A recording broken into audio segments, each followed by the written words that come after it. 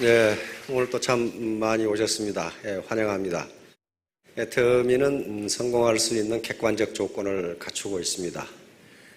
그런데 객관적 조건을 갖추었다고 해서 아무나 성공하는 건 아닙니다. 성공하기 어려워요. 그러나 그 어려운 게 무슨 학력이라든가 경력 그런 걸 가지고 어렵다 싶다, 무슨 미적분을 푸는 식으로 어렵다 싶다가 아닙니다. 자기의 인내력이 버텨낼 수 있느냐 하는 문제하고 관련이 있습니다. 자, 신뢰, 자본인데 계속 지금 자본 강의를 하고 있는데, 왜냐하면은 계속 지금 제가 앞으로 계속적으로 자본 강의를 할 텐데요. 피케티라는 사람이 있다고 그랬죠. 토마 피케티라고 하는 볼란사 파리 경제대학의 젊은 교수입니다. 토마 피케티라고 하는 이 양반이 쓴 책이 캐피탈 인 더 21st Century, 21세기 자본론이라는 책이에요. 그러니까 이 책이 한 700페이지가 되는, 지금 우리나라 서점에 나와 있어요. 영어로 된 건데 원래 불어로 된 걸 영어로 번역해서 우리나라에서 저 한글로 번역하고 있다고 그러는데 금년 가을에나 나온다고 그러면 책이 워낙 크니까. 그런데 그 책이 미국에서 출판되자마자 센세이션을 일으키면서 수십만 부가 팔려나갔거든요. 그러면 학자만 사는 게 아니라는 거예요. 그게 전문 경제학 서적이에요. 제가 읽어봤는데 전문 경제학 서적인데도 미국 국민들이 그렇게 사본다는 것은 거기에 들어있는 메시지가 굉장히 센세이셔널하기 때문에 그래요. 그 피케티는 무슨 책상에 앉아서 자기 생각을 쓴 게 아니고 세계 지금 유수한 20개 나라에 200년에서 300년 된 경제 데이터를 분석해가지고 이렇게 됐다는 걸 결론적으로 말했어요. 그 결론이 뭐냐면 간단해요. 자본이 돈을 버는 속도가 노동이 돈을 버는 속도보다 빠르기 때문에 자본을 가진 자는 점점 부유해지고 노동을 가진 자는 점점 가난해질 것이다.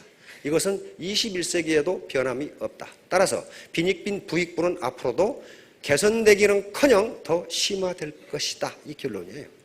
결론. 그러니까 자본을 갖지 못하면은 빈곤에서 벗어날 수 없다. 그래서 여러 가지 거기 정책을 제시하고 있습니다. 있는데 그놈의 정책이 언제 시행될지는 알 수가 없어요. 언젠가는 되겠지요. 그런데 생일에 잘 먹으려고 한 달 굶었더니 죽더라고. 그 정책 시행될 때까지 기다리다 죽어요. 그러니 결국 우리가 자본을 가질 수밖에 없다는 거예요. 그런데 다행히 과거 농경시대나 산업화 시대에는 자본의 개념이 제한되어 있었어요. 특히 그 당시에 자본이라고 했던 것은 경제자본입니다. 경제자본은 우리가 화폐로 환산할 수 있는 자본이에요. 예를 들면 현금이나 예금이나 주식이나 유가증권이나 또는 건물이나 땅이나 또는 로얄티를 받을 수 있는 특허권이나 또는 이 판권이나 이런 것들이 전부 다 경제자본이에요. 이런 것들은 쉽게 화폐로 계산할 수가 있어요. 이 자본을 갖는 것이, 경제자본을 갖는 것이 최종 목표지만은 그것을 부모로부터 물려받지 못한 사람은 경제자본을 갖기 전에, 특히 오늘날 지식경부화 시대에서는 자본이라는 개념이 굉장히 확대되기 때문에 다른 자본을 가져야 된다는 거예요. 그렇지 않으면 빈곤에서 벗어날 수 없다예요. 제가 가끔 지난 시간에도 예를 들었지만은 부모로부터 강남에 상가 빌딩을 하나 상속을 받으셨어. 상가 빌딩 한 20층짜리를 하나 받으셨어. 그러면 여기 이게 복잡한데 앉아 계시겠어요? 안 앉아 계세요. 왜? 자본주의 시장경제 시스템이 그 상가라는 건물이 생산활동을 하도록 해줘요. 그렇죠? 그래서 그 자본이 생산활동을 해주기 때문에 여기 안 오셔도 주머니에 매달 돈이 들어와. 그렇죠? 제가 아는 지인에게 물어봤어. 강남에 있는 빌딩에 몇 층을 가지고 있대. 몇 층인지는 안 가르쳐 줄 거예요. 지금 많이 가르쳐 주면 또 거기 가서 또 물어보면 안 되니까. 그래서 야, 그 한 층 임대하면 한 달에 임대료 얼마 받아? 그랬더니 9천만 원. 엊그제도 인터넷 찾아보니까 그게 나오더라고. 그러면 20층이면 얼마인지 계산하지 마세요. 신경질 나니까 계산하지 마시라고. 그게 자본이에요. 그러니까 자본을 가진 자는 점점 부유해지고 자본을 갖지 못하고 노동만 가진 자는 그 모양 그 꼴일 것이다. 그런데 20세기에도 그 갭은 점점 벌어질 것이다. 다시 말하면 노동만 가진 사람이 굶어 죽는다 그 말 아니에요. 그 말 아니고 부의 증가 속도가 비교가 되지 않는다 그런 말이에요 지금. 과거에 부자 3대 못 간다 그랬죠. 그것은 거짓말. 지금 옛날에는 맞아요. 옛날에는 맞지만 지금은 3대 가면 더 부자 된다예요. 왜? 자본을 물려받으면 더 부자 돼요. 예를 들면 이건희 회장님 조부님 어떻습니까? 굉장히 부자였어요. 만석군이었죠. 그렇죠? 굉장히 부자였어요. 그런데 그 다음 아들 이병철 회장 그 부친보다 더 부자 됐어요. 그렇죠?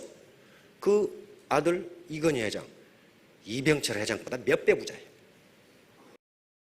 3대 가면 망하는 게 아니고 자본을 물려받으면 더 부가 늘어나요. 다시 말하면 노동만 가진 사람이 부를 축적하는 속도보다 자본을 가진 사람이 부가 늘어나는 속도가 더 빠르다 그런 말이에요. 빠르다. 그러니 빈부격차는 점점 벌어질 수밖에 없다 하는 게 이 피케티의 이 책의 주장이에요. 그러니까 이 난리 법석을 치고 팔리는 거예요. 그리고 정책 결정자들도 네 말이 맞다 이렇게 되는 거예요. 네 말이 맞다. 그럼 어떡할 거냐? 이런 말이. 그러면 분명히 어떤 자본주의 역사는 계속 바뀌어오기 때문에 바뀔 텐데 자본주의 흐름이 바뀔 텐데 언제 그걸 기다리냐 한 말이에요. 그거 기다리다가 목 빠져 죽는다 그런 말이에요.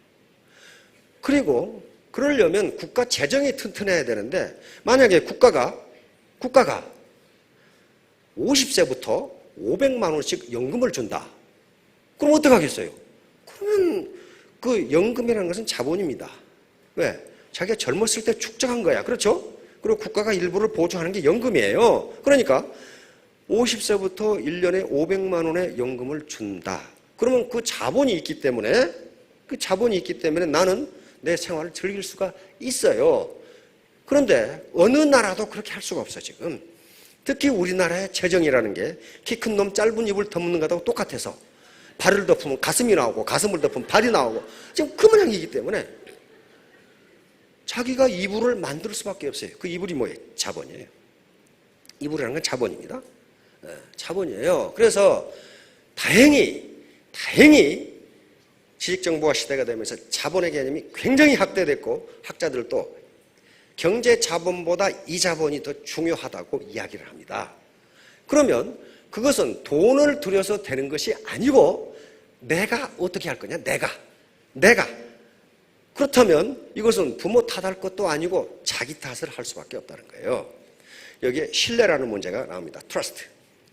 신뢰를 자본이라고 부릅니다.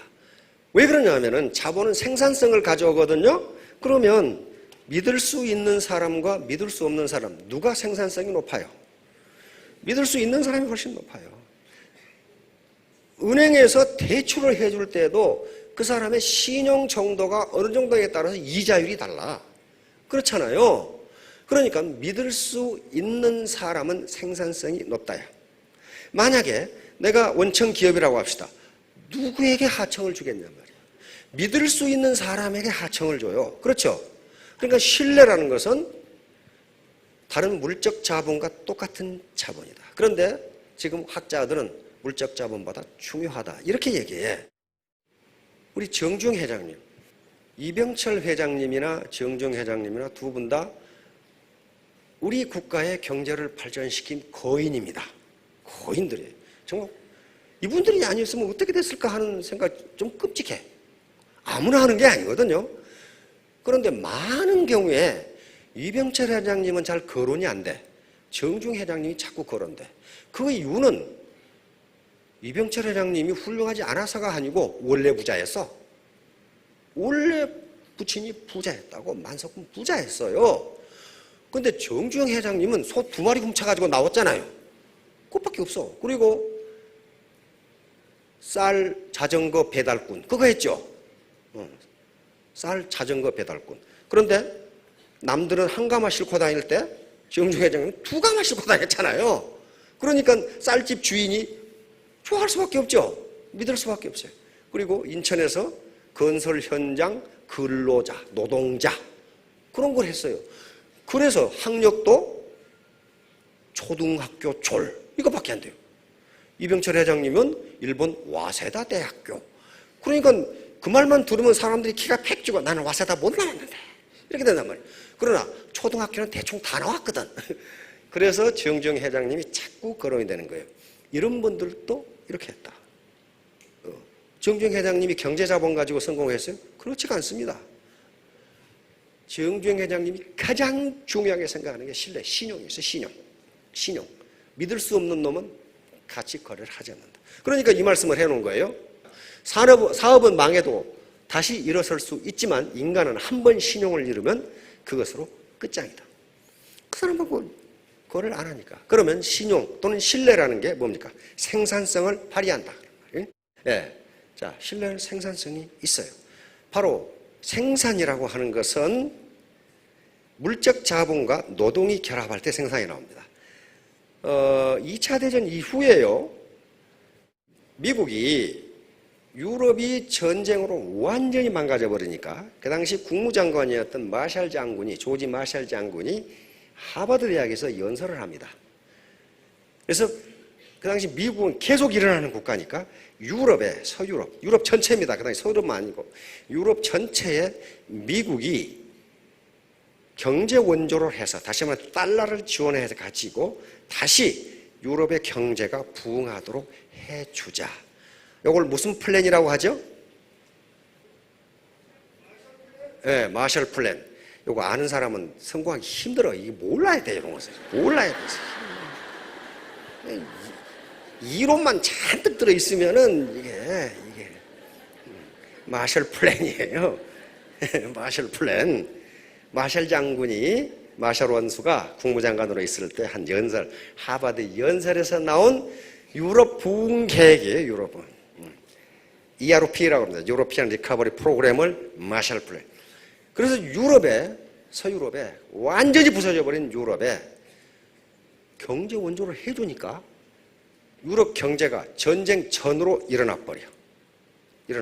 그리고 일본을 가만히 보니까 일본도 폭격으로 완전히 부서졌는데 다시 일어나 버려. 일본은 경제 원조를 많이 받지는 못했습니다. 그러나 자체의 산업혁명을 완성한 나라이기 때문에 자체 자본이 있었어요. 그걸 보고 경제학자들과 유엔 기구에서는 옳다. 아프리카, 중남미, 동남아시아 후진국에도 국제기구나 선진국들이 경제 원조를 해주면 인류는 금방 빈곤으로부터 탈출할 수 있다. 이렇게 생각했어요. 경제학자들도 그렇게 믿었어. 그게 이제 경제발전이라고 하는 문제인데요. 이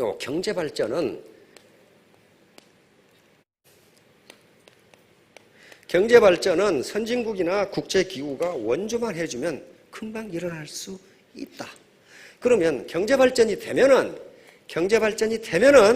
뒤따라서 사회발전이 이루어질 것이다. 이렇게 생각했어요. 사회발전이 이루어질 것이다. 그런데 웬걸? 밑빠진 독에 물붓기야. 아프리카, 동남아시아, 중남에 그렇게 많은 원조를 해줘도 경제가 안 살아나. 가장 성공적인 나라가 어느 나라예요? 대한민국이에요.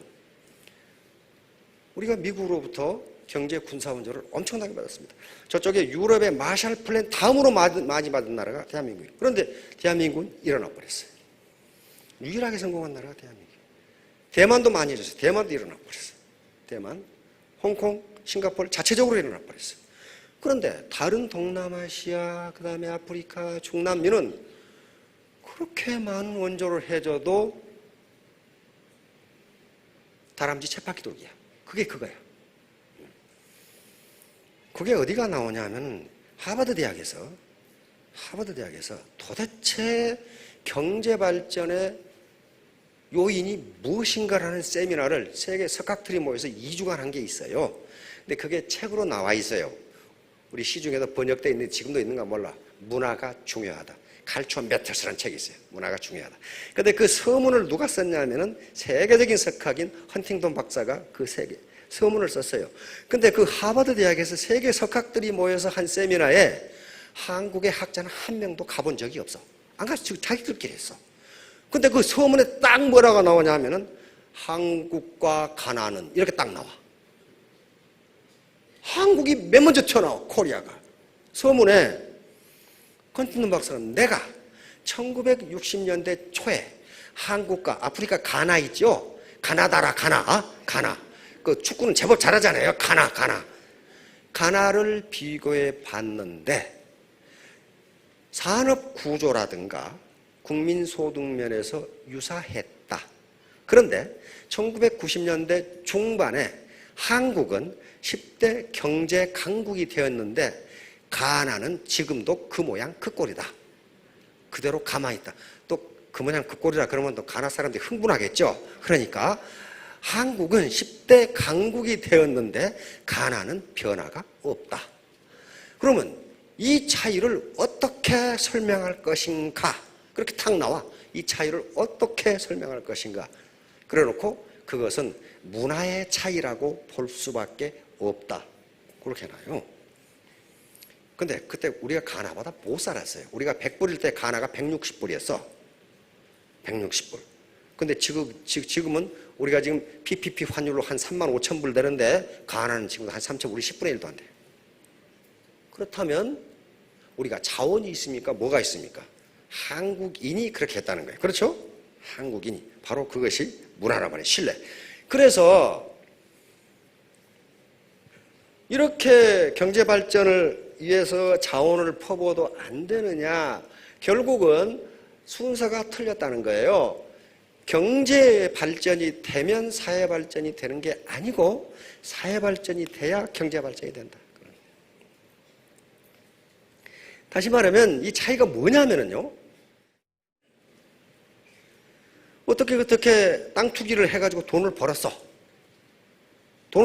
그게 뭐예요? 경제 발전이에요. 네? 경제 발전. 주머니가 두둑해졌죠?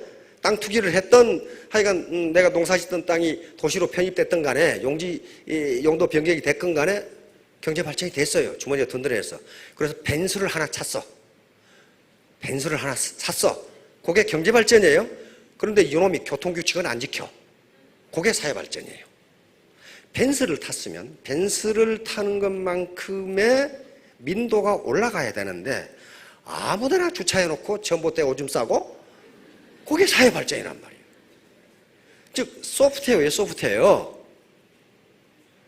사회적 준법, 질서를 지키느냐? 세금을 법에 따라 내느냐?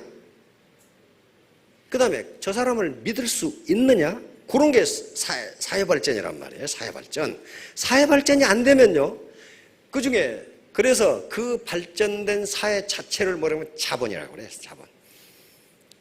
미국이 아르헨티나하고 비교해서 다 아르헨티나, 미국, 중남미 할 것들 멕시코 할것 전부 다 무슨 국가입니까? 이민국가예요. 이민국가인데 왜 미국만 강대국이 되느냐? 거기에 사회 자본, 소셜 캐피탈이라는 말이 나와요. 다시 말하면 서로 신뢰할 수 있다. 서로 사회가 믿을 수 있다. 그래서 신뢰는 가장 중요한 사회 자본이다. 이렇게 딱 얘기하는 거예요. 우리 상도 보셨죠? 최인호 작가가 쓰신 정조에서 순조 때까지 거상 임상옥의 일대기를 다룬 게 상도라는 책입니다. 여기에 실제로 임상옥은 실제 하는 인물입니다. 장사란 이익을 남기는 것보다 사람을 남기는 것이다. 사람이야말로 장사를 얻을 수 있는 최고 이윤이며 따라서 신용이야말로 장사를 얻을 수 있는 최적의 자산인 것이다. 작은 장사는 이윤을 남기기 위해서 하지만 큰 장사는 결국 사람을 남기기 위해서 한다. 애터미를 여러분들이 사소한 비즈니스로 보는데요. 천만의 말씀이 빅 비즈니스예요. 한 달에 5천만 원을 벌 수 있는 비즈니스가 스몰 비즈니스입니까? 빅 비즈니스입니까? 이건 빅 비즈니스예요. 빅 비즈니스는요. 스폰서와 파트너 그리고 고객 간에 신뢰관계가 없으면 절대로 되지 않습니다. 저 사람 믿을 수가 없는데 왜 저 사람 밑에서 내가 일을 해?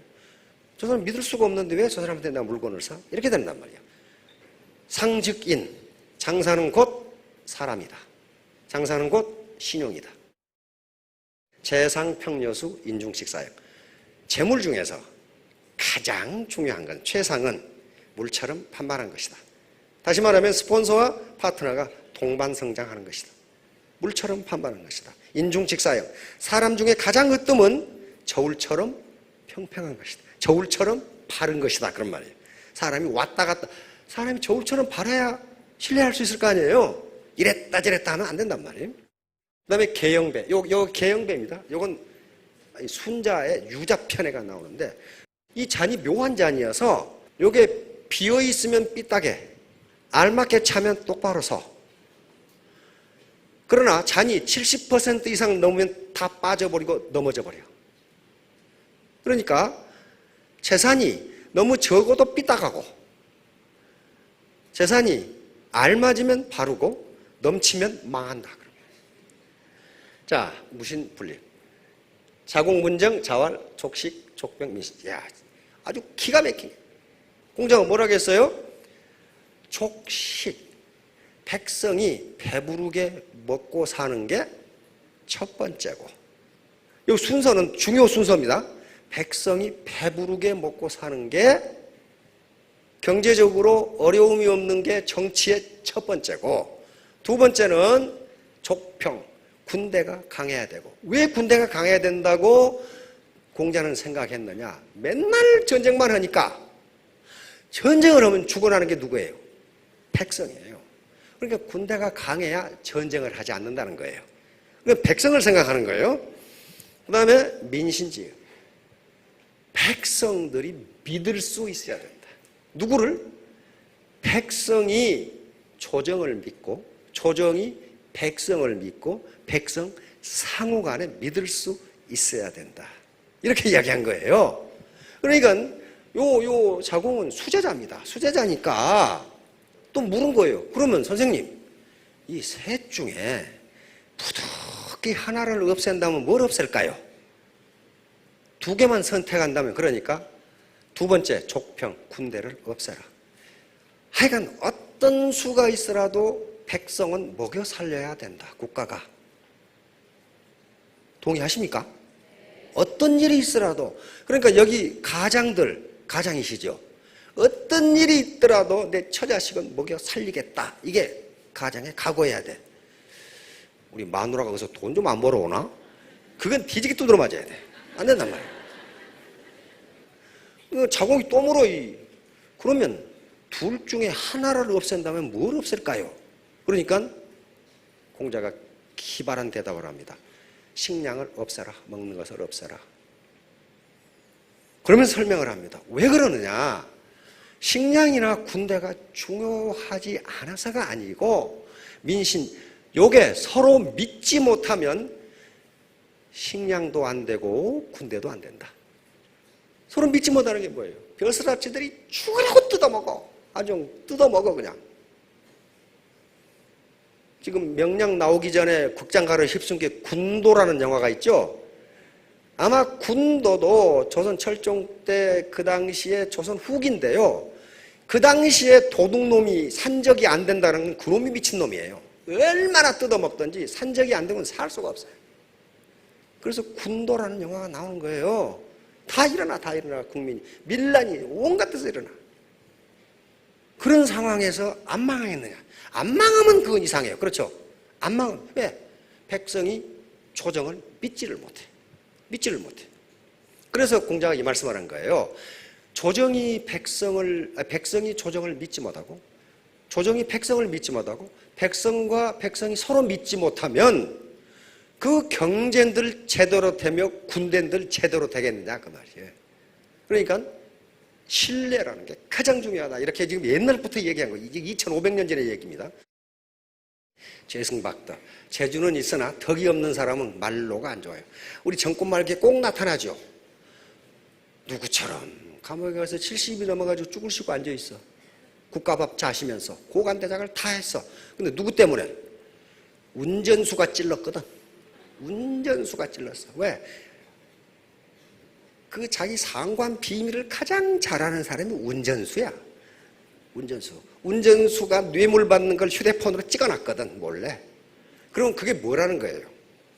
그 주인이 운전수에게 덕을 베풀지 않은 거예요.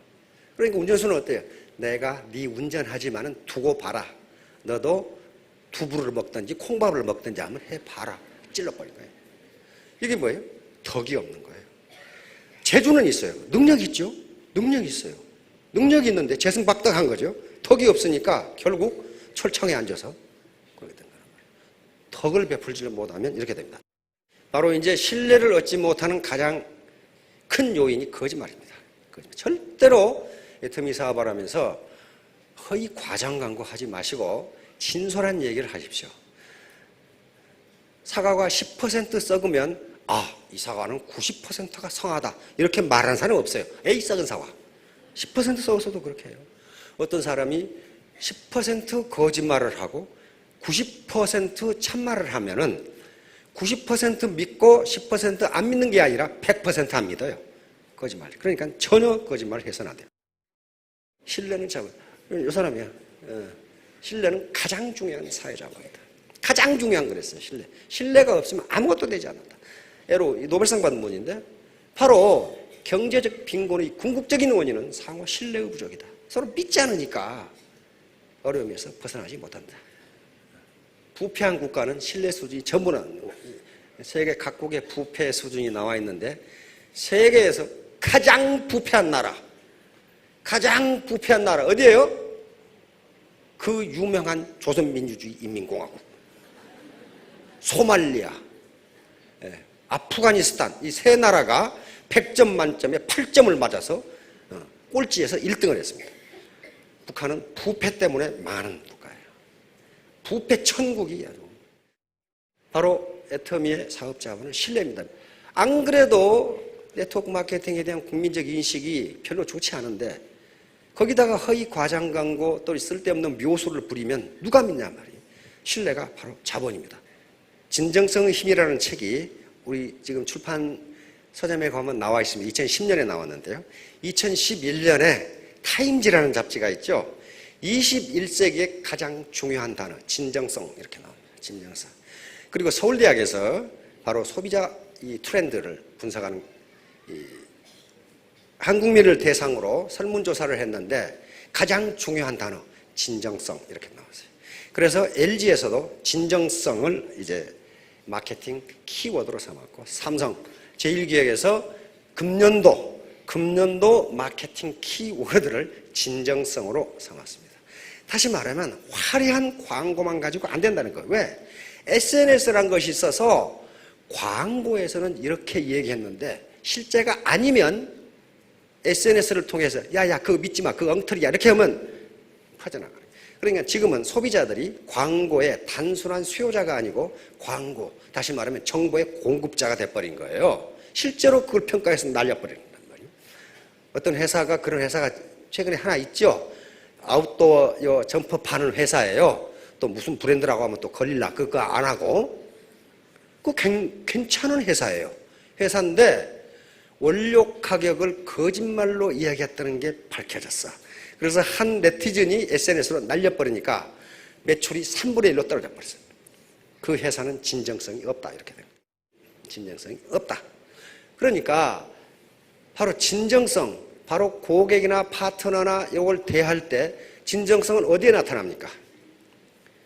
그 사람의 얼굴 표정, 눈빛에 나타납니다. 요 놈이 나를 이용해서 지 돈 벌려고 그러나 정말로 서로 좋다는 건가? 나를 성공시키려고 그러라는 것은 눈빛에 나타나요. 오감이 아니고 육감으로 느껴요. 육감으로. 육감, 더 식스센스. 6번째 감각이란 말이에요. 어떤 사람을 보면 되게 기분 나쁜 사람 있죠. 준 것 없이 미운 놈이 있어. 그 뭔가 좀 메시지가 좀 속에 엉큼한 게 들어있는 거예요. 어떤 사람은 받은 것 없이 이쁜 사람이 있어. 그렇죠?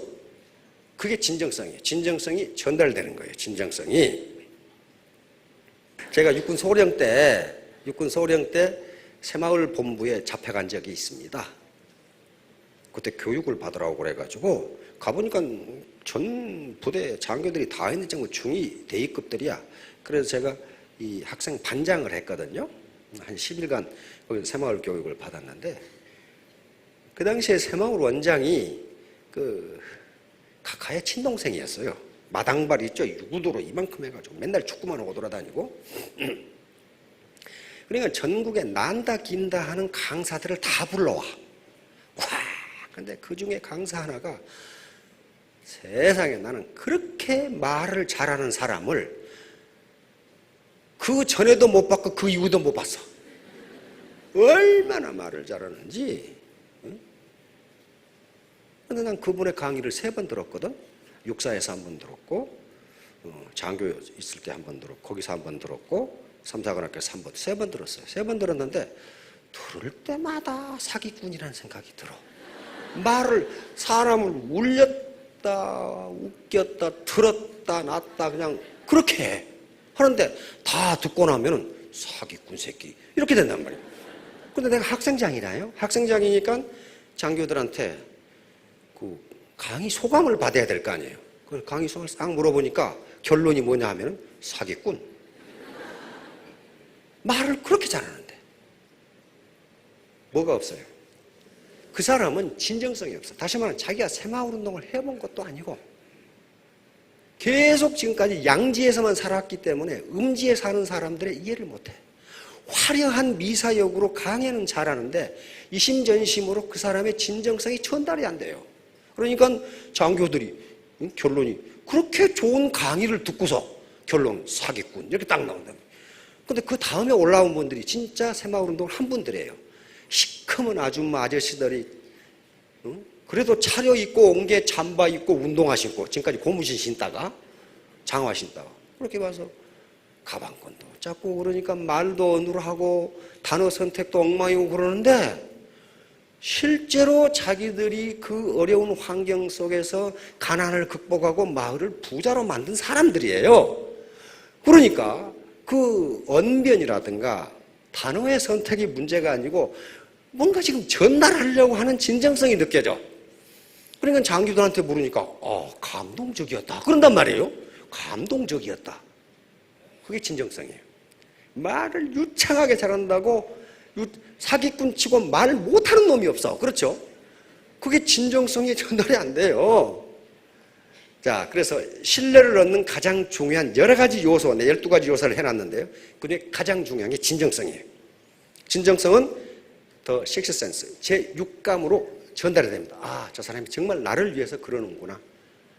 자, 3년 뒤, 5년 뒤에 전부 3,000댁, 5,000댁이 되시기 바랍니다.